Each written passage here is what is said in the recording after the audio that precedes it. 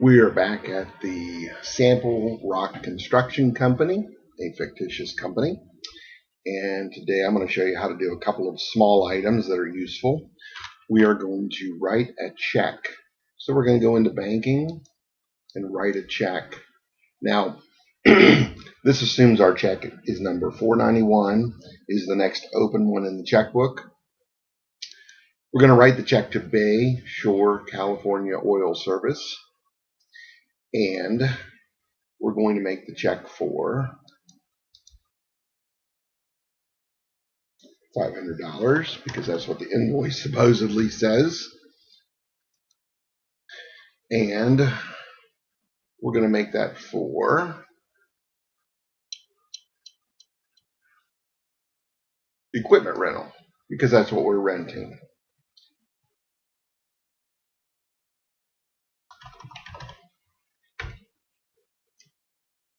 This would be a sample check for when you're doing cash basis accounting.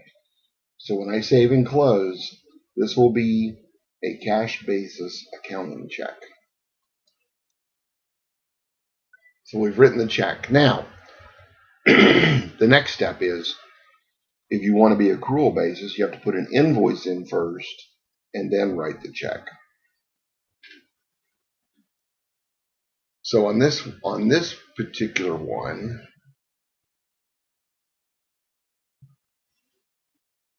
we are going to go to vendors. We're going to enter a bill. And we're going to pick the same company. And you'll notice that the date on the last check was December 15th. But on this one, we're going to change it up a little bit. We're going to make it a November bill.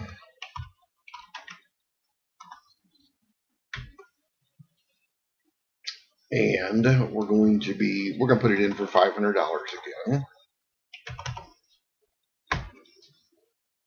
And we're going to save and close. So again, let's go through this.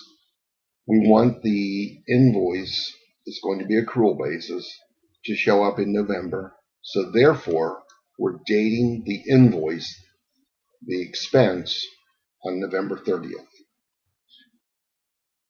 And then we're taking it to the same company as I did the check before.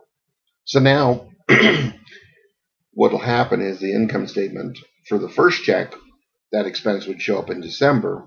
But for this particular item, it's going to actually show up in November. The first one shows up in December, the check that I did before, and this one will show up in November. I think I said that wrong. All right, save and close. Now, if we go back to banking, write checks again, and then we pick that same company, and you'll see it brings up the check to pay. And at this point in time,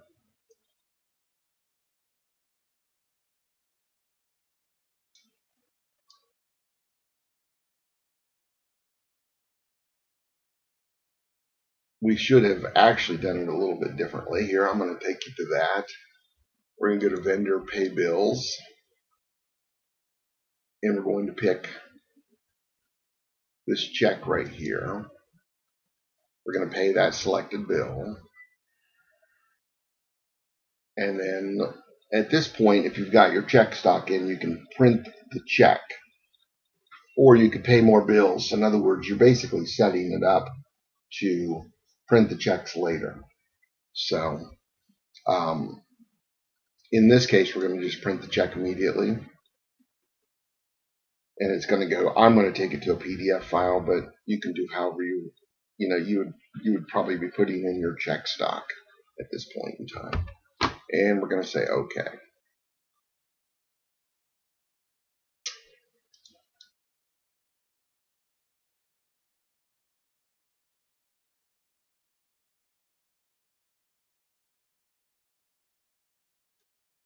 And there we go, printing the check. And it gives you an option to look at your check, make sure it printed properly, etc. You're going to say OK, and you're done.